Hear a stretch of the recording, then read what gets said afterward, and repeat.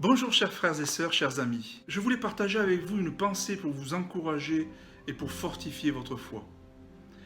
Je viens en tant que chrétien, en tant que mari, père de famille, de 3 garçons de 12 à 19 ans, en tant que membre observateur du CA de la ECM France, en tant que pasteur de l'Église protestante internationale de Léguevin. Et je voulais vous amener une réflexion biblique qui est dans l'évangile de Matthieu, chapitre 6, versets 24 à 34. Nous trouvons 3 fois l'injonction « Ne vous inquiétez pas ». Je vous laisse lire chez vous le verset 24, 31 et 34. Et nous savons bien que lorsque la Bible insiste, ne vous inquiétez pas, c'est que, c'est un point important. Il est important qu'il pénètre notre cœur. Et les premiers soucis d'inquiétude évoqués par Jésus dans le Sermon sur la montagne sont le manger, le boire et le vêtir. Verset 33, je vous laisse le lire, vous vous rappelez, cherchez d'abord le règne de Dieu et sa justice, et tout cela vous sera donné par surcroît, c'est-à-dire le manger, le boire et le vêtir. Pourquoi Jésus dit-il cela?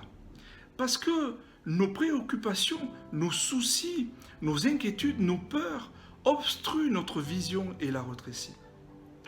Ne vous inquiétez donc pas du lendemain, au verset 34, car le lendemain s'inquiétera de lui-même, à chaque jour suffit sa peine. Il faut avoir assez confiance pour vivre au jour le jour.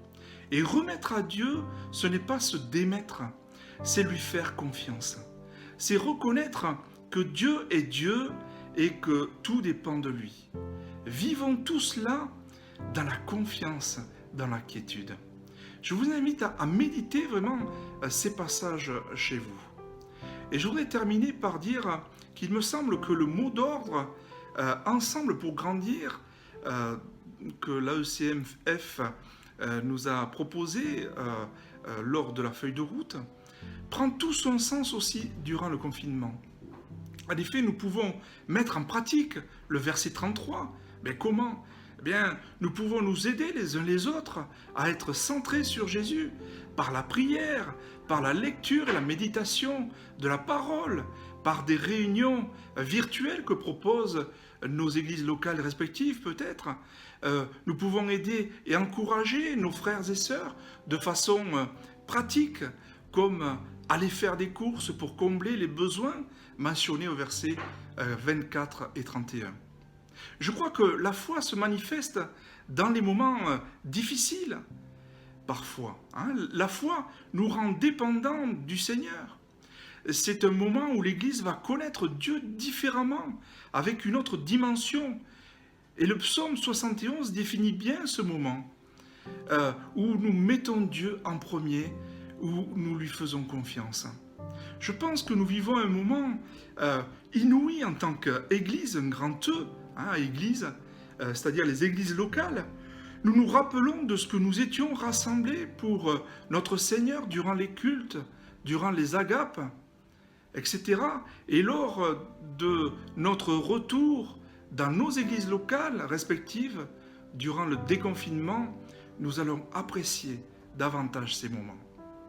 Je reste persuadé que ce confinement va amener son Église, avec un grand E, à revenir à la sainteté et à la crainte de l'Éternel.